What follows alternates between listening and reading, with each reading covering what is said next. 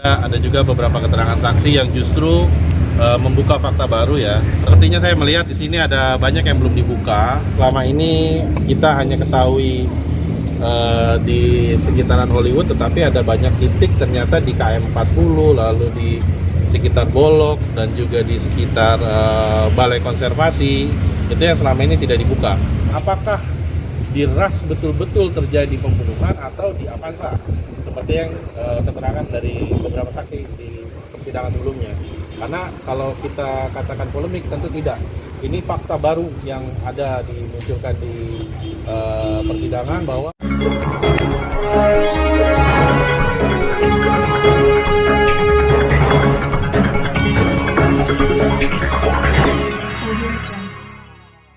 Pemirsa yang budiman, terima kasih telah mengunjungi channel Suara Fakta Hukum. Jangan lupa like, subscribe, dan komentar. Terkait dengan persidangan sebelumnya dan khususnya persidangan hari ini, tanggapan dari pihak keluarga korban itu seperti apa? ya, jadi seperti yang kita sudah lihat sama-sama, sidang-sidang sebelumnya kan ada beberapa keterangan saksi yang menurut kami tidak sesuai ya dengan fakta yang sebenarnya, dan juga ada juga beberapa keterangan saksi yang justru membuka fakta baru ya. Terkait khusus untuk hari ini ya, kita boleh lihat di saksi yang pertama itu menjelaskan. Saksi pertama siapa? Siapa tadi namanya? Bidex. Kadir alias Bidex.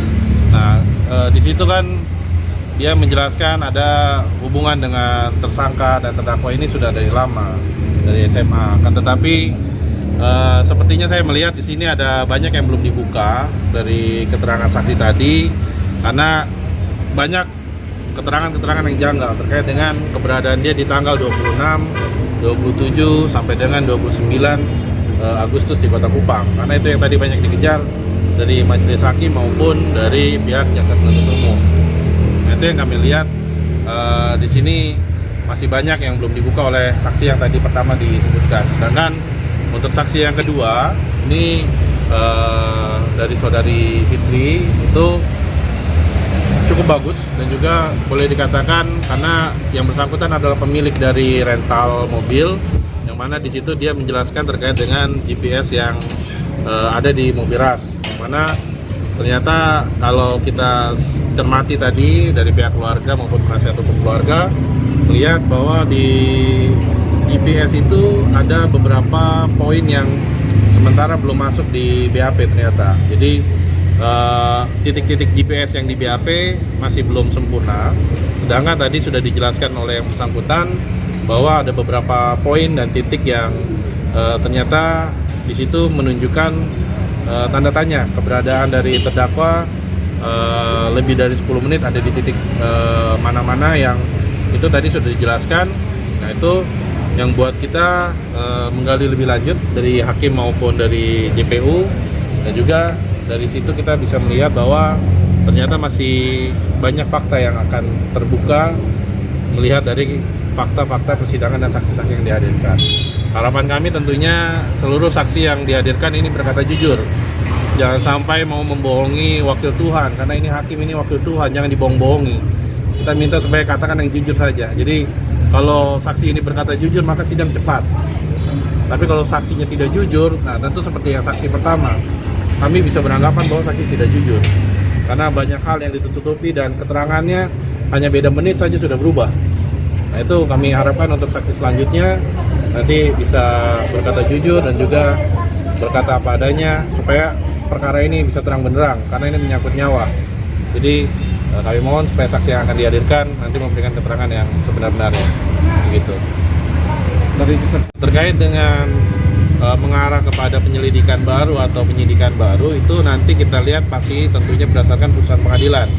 Jadi kita minta supaya teman-teman tetap mengawal kasus ini. Nanti fakta apapun akan kita sampaikan kepada rekan-rekan media, yang mana tentunya fakta baru yang akan kami sampaikan nanti itu pasti akan kami tindak lanjuti kepada pihak penyidik maupun pihak-pihak terkait, supaya nanti perkara ini tentunya bisa dikembangkan.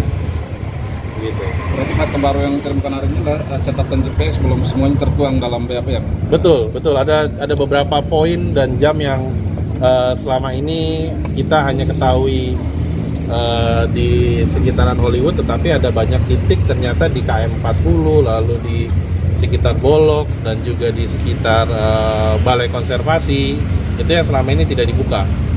Nah, itu yang nanti kita sama-sama lihat lagi kelanjutannya seperti apa. Nah, tentu harapan saya itu masuk ke dalam pertimbangan pada saat putusan nanti.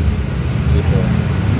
Terkait dengan RAS dan Avanza, kita harus mendudukkan secara subjektif dulu bahwa dua alat bukti ini dikemukakan oleh saksi yang berbeda-beda.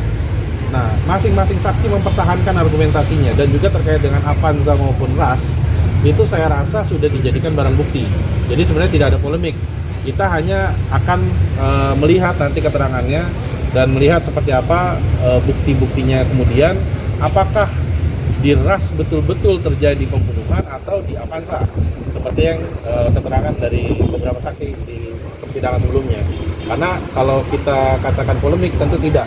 Ini fakta baru yang ada dimunculkan di persidangan bahwa ada dua mobil ternyata yang digunakan. Nanti kita harus lihat bersama-sama di persidangan selanjutnya apakah di mobil Avanza juga ada dugaan di situ menjadi satu tempat kejadian tindak pidana.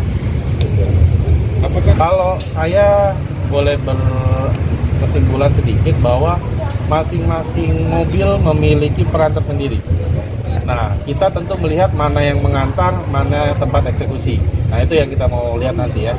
Karena dua-dua saksi mengatakan bahwa Avanza dan RAS ini memiliki